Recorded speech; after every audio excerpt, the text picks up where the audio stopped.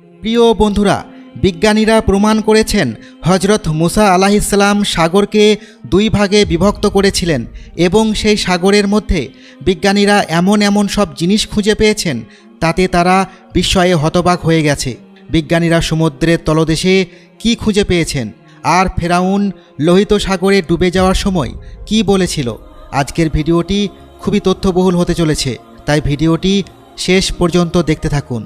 যখন হজরত মুসা আলাইহিসসালাম ফেরাউনের কাছে তাওহীদের দাওয়াত নিয়ে গেলেন এবং বনি ইসরাইলদেরকে আল্লাহ তাআলার একাত্মবাদ সম্পর্কে বোঝানোর চেষ্টা করলেন, কিন্তু তার কোনো চেষ্টাই কাজে দিচ্ছিল না, তখন হজরত মুসা আলাইহিসসালাম আল্লাহর কাছে দোয়া করলেন। তখন আল্লাহ তাআলা বনি ইসরাইল এবং ফেরাউনদের উপর ধাপে ধাপে নানান ধরনের আযাব প্রেরণ করলেন। এরপরেও যখন ফেরাউন আল্লাহদ্রোহিতা থেকে ফিরে আসছিল না, তখন আল্লাহ তাআলা তাকে ধ্বংস করার সিদ্ধান্ত নিলেন। আল্লাহ তাআলার আদেশে হজরত মুসা আলাইহিসসালাম তার উপর ঈমান আনয়নকারী সীমিত কিছু লোকেদেরকে নিয়ে রাতের আঁধারে লোহিত সাগর পাড়ি দিয়ে হিজরত করার জন্য রওনা দিলেন। ভোরবেলা তারা লোহিত সাগরের তীরে গিয়ে পৌঁছালেন।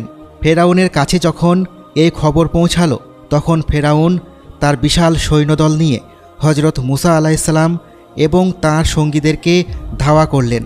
বনি ইসরায়েলের দুর্বল ঈমানদারেরা অধৈর্য এবং উত্তেজিত হয়ে ওঠে এবং ইউশা বিন নুন চিৎকার করে হজরত মুসা আলাইহিসসালামের উদ্দেশ্যে বলতে থাকে, হে মুসা, আমাদের পিছনে রয়েছে ফেরাউন ও তার সৈন্যবাহিনী, যারা আমাদেরকে পাকড়াও করার জন্য ধাওয়া করছে, আর আমাদের সামনে রয়েছে বিশাল লোহিত সাগরের বাধা।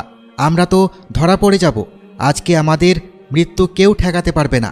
হজরত মুসা আলাইহিসসালাম তখন তাদের উদ্দেশ্যে বললেন, আমি আমার রব আল্লাহর পক্ষ হতে নির্দেশের অপেক্ষায় আছি।